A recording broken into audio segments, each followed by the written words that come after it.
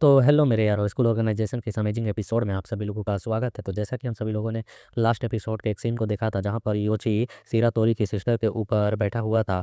और जो सिरातोरी थी वह यह सब कुछ सीन देखकर काफ़ी हैरान थी और कहती है कि सिस्टर, और तुम यहाँ पर क्या कर रहे हो। और इस एपिसोड की शुरुआत में हमें किसी और जगह का सीन दिखाया जाता है, जब यह छुट्टी के वक्त आई थी और वहाँ पर कोई कह रहा था क्या तुम इतनी जल्दी जाने वाली हो। तो वह कहती है कि हाँ, मुझे अब यहाँ से जाना चाहिए और काफ़ी रात हो रही है, इसलिए मैं यहाँ पर और ज़्यादा खुद को परेशान नहीं कर सकती और ना ही सिस्टर को, इसलिए मुझे अकेले ही खुद चले जाना चाहिए। और हम देखते हैं एक डॉक्टर के पास आई हुई होती है। डॉक्टर कह रही होती है, क्या तुम सचमुच में, तुमने तो फैसला लिया था अपने दोस्त के यहाँ पर रुकने की और वहाँ पर रेस्ट करने की, और तुम्हें यहाँ पर बहुत ज़्यादा ही फीवर है, तुम्हें अस्पताल में भर्ती कराने के लायक बुखार के करीब बुखार है, तो तुम्हें क्या करना चाहिए। मैं कॉल करके बुला दूँ तुम्हारी सिस्टर को। यह सुन वह परेशान होने लगती है, कहती है नहीं नहीं नहीं, बिल्कुल भी नहीं। मेरी सिस्टर पहले ही रात देर रात तक काम करती है, मैं उन्हें और परेशान नहीं कर सकती हूँ। और वह कहती है कि उनका काम पहले से ही बहुत ज़्यादा है, मैं उन्हें और भी ज़्यादा मतलब कि परेशानी देकर उन्हें ख़राब फीलिंग नहीं करवा सकती हूँ।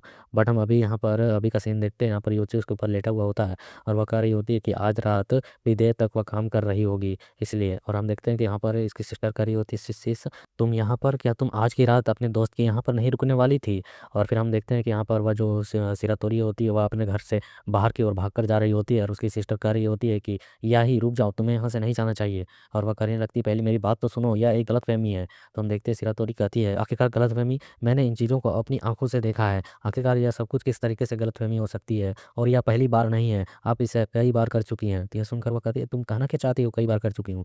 तो वो कहती है कि हाँ, हमेशा से ही जो भी लड़के मुझे पसंद आते हैं, जो भी यहाँ पर आते हैं, वह हमेशा आपकी और मेरी कंपेयर करते हैं कि आप बहुत ज़्यादा ही ऐसी हैं वैसी हैं। और मैंने जिन लड़कों को भी पसंद किया है, उन्होंने कितनी बार आपकी तुलना मुझसे की है कि आपको मालूम भी है, और वह हमेशा आपकी ही ओर अट्रैक्ट होते हैं। फिर भी मैंने कभी इन चीज़ों के बारे में उतना ज़्यादा नहीं सोचा और इसकी परवाह नहीं की। लेकिन आज आपने सचमुच में यह सब कुछ कर लिया है और जो आपने मेरे मतलब कि बॉय को अपने पास छीन लिया है। आखिरकार आप इस तरीके की चीज़ें कैसे कर सकती हैं। और वह दौड़कर भागने लगती है, कहती है कि तुम बहुत ज़्यादा ही क्रूअल हो सिस्टर। और हम देखते हैं दौड़कर जा रही होती है, वह कहते रह जाती है कि यही नहीं नहीं, रुक जाओ। और फिर सायो जो होती है वह योची की ओर पलटकर देखते हुए कहती है कि ओगामी योची, तुम्हें कुछ तो बोलना चाहिए, उसे यहीं पर रोको, ऐसे खड़े मत रहो, स्पष्ट रूप से तुम्हें उसे बताना होगा सभी चीज़ों को। तो योची कहता है, नो, मैं इस तरीके के मुश्किल में पहली बार फंसा हूँ, मुझे इन चीज़ों का कोई भी एक्सपीरियंस नहीं है। मुझे समझ में नहीं आ रहा है आखिरकार मैं ऐसी स्थिति में करूँ क्या?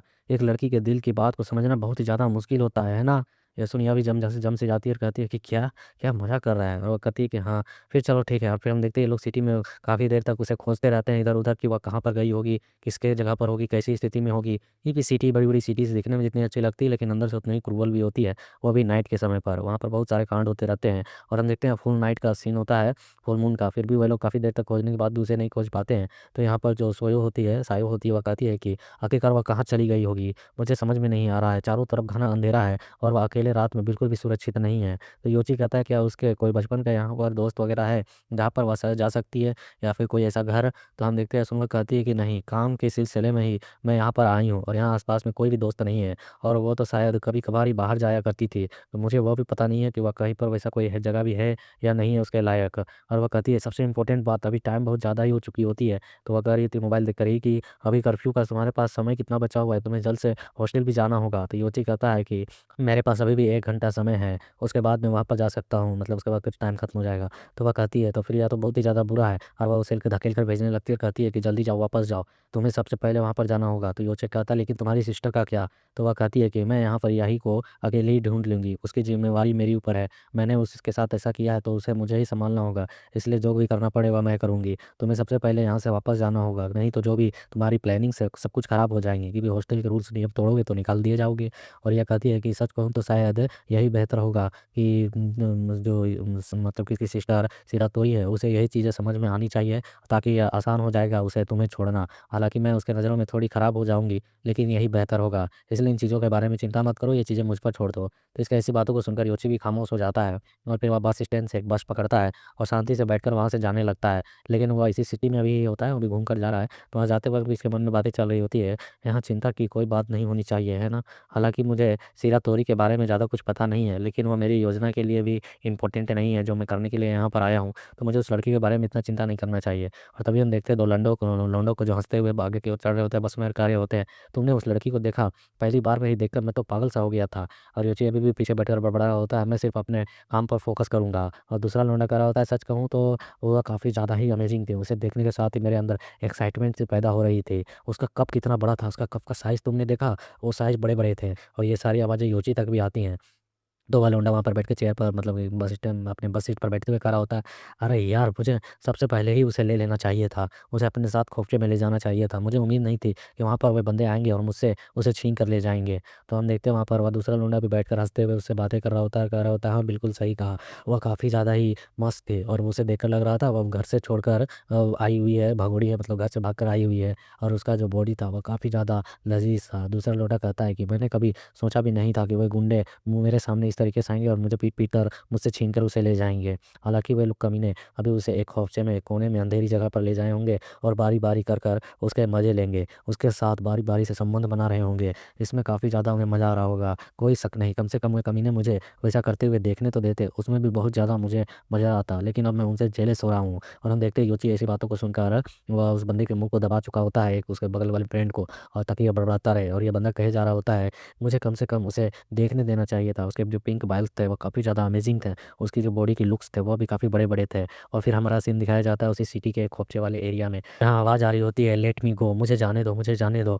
और हम देखते हैं वही सिरा तोरी होती है जिसे कुछ बंदों ने पकड़ लिया होता है और एक बंदा उसके हाथों को पकड़कर उसे दीवार पर चिपका चुका होता है और वह सिरा तोरी कर रही होती है, प्लीज़ मुझे जाने दो। और वह बंदे कह रहे होते हैं, चुप रहो, शोर मचाने वाली ये लड़की बहुत ज़्यादा ही हल्ला करती है। क्या इसे शांत रहना नहीं आता है? थोड़ा-सा तो इंतज़ार तुम्हें करना है, थोड़ी देर के लिए ही बात है। और हम देखते हैं कि यहाँ पर वह कह रही होती है कि कोई मेरी मदद करो please, someone help, someone help.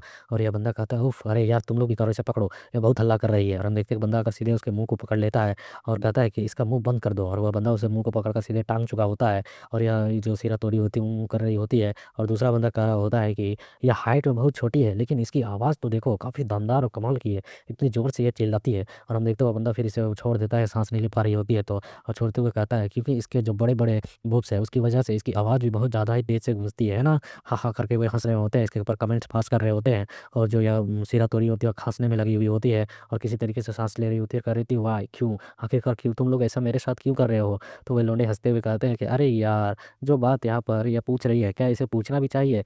साफ-साफ सी बात है, तुम ही तो हमें सिग्नल दे रही थी सबसे पहले। तुम यहाँ पर देर रात में दूर से ही देखने से पता चल रही थी कि घर से छोड़कर भागी हुई लड़की हो।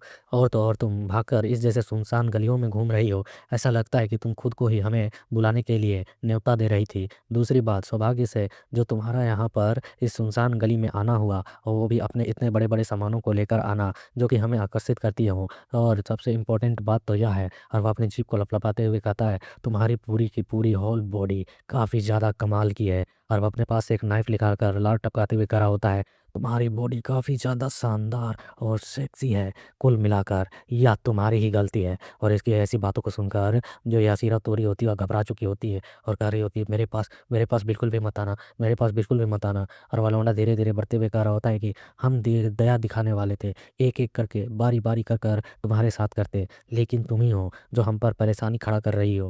वो कहती है, प्लीज़ मेरे पास मत आओ, प्लीज़ मेरे पास मत आओ। और वे लौंडे हँसते हुए कह रहे होते हैं, क्योंकि तुमने यहाँ पर अपने आप को हमारे लिए मतलब हेल्पफुल तरीके से सपोर्ट नहीं दिखाया है, इसलिए अब हमारे पास पेशेंस जो था वह ख़त्म हो चुका है। अब हम यहाँ पर 6 लौंडे एक साथ और उसके हाथ को पकड़कर वहीं पर टाँग देते हैं और कहते हैं कि अब हम तुम्हारे साथ एक साथ। और वो कह रही थी, नहीं मुझे छुओ मत, मुझे छोड़ दो। और वो चिल्ला रही होती है, कहती है कि बचाओ, बचाओ। और वो लौंडा अपने नाइफ़ के साथ इसके कपड़े की ओर बढ़ा रहा होता है अपने हाथ को और कहता है कि अब तुम्हारे साथ यही होना चाहिए, तुम इसी के लायक हो। हम 6 लोग एक साथ सेक्स करने के लिए पूरी तरह से तैयार हैं तुम्हारे साथ। हा, हा, हा।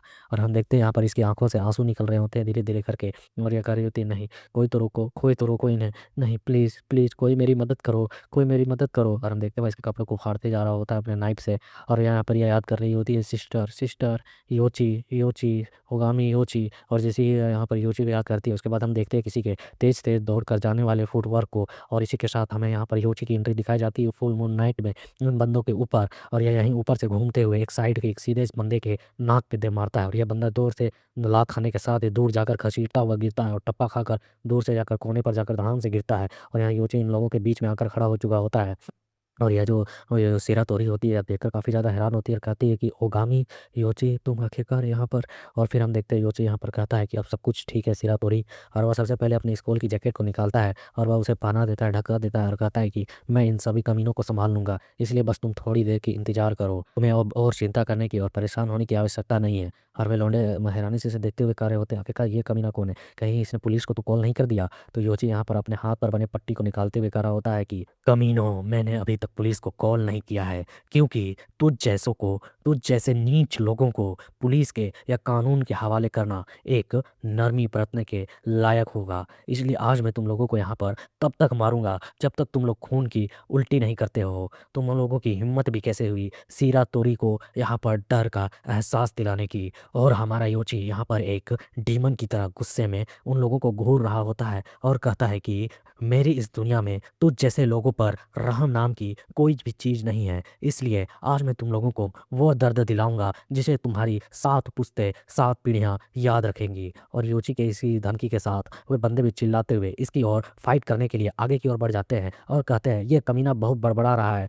बहुत बड़ी बड़ी बकवासें कर रहा है, इसकी हड्डियाँ तोड़ दो। और योची भी उनकी फाइटिंग मतलब कि पंचेस को आते हुए अपनी ओर देख रहा होता है और एक बंदा पंच चलाते हुए कहता है कि मैं तुम्हारा मुंह तोड़ दूंगा और तुम्हारे चेहरे को एक मकबरे सा बना दूंगा। तो योची भी अपने पंच के साथ सीधे इसके छाती पर एक जोरदार स्ट्राइक मारता है और अपने इसके कनपट्टी पर दूसरे हैंड से एक जोरदार स्लैप मारता है और इसी के साथ इस बंदे को साइड करते हुए अगले बंदे को कूटने के लिए जाने लगता है। तो वे बंदे भी बिना रुके इसकी ओर बढ़ते हुए चिल्लाकर कह रहे होते हैं यू बास्टर्ड। और वे जैसे ही पंच चलाते हैं तो योची उनके पंच को डॉज करता है और अपने जोरदार मुक्के को तैयार करते हुए इस बंदे के भी खोपड़ी पर दे मारता है और इसके बंदे के खोपड़ी पर पड़ने के साथ साथ दूसरे बंदे के हैंड पर पड़ी होती है, जिसकी वजह से उस बंदे के हाथ भी टूट चुके होते हैं, मानो जैसे वो हाथ कट सी गई हो। और उस बंदे के मुंह से एक जोरदार चीख निकलती है जो कि बहुत ही ज़्यादा दर्दनाक होती है और वह बंदा चिल्ला ही रहा होता है कि योची यहाँ पर एक हाई अपर किक मार देता है उसके खोपड़ी पर, उसके ठुड्डी पर और उसको वहीं पर तोड़कर धाराशायी कर देता है। तो उसके बगल में खड़ा बंदा वो भी साइड से इसके कोहनी पर इसके छाती पर अटैक करने के लिए कोशिश करता है अपनी एक जोरदार किक के साथ और साथ में दूसरे हैंड को तैयार करते हुए जोरदार पंच भी मारने के लिए जा रहा होता है, कहता है कि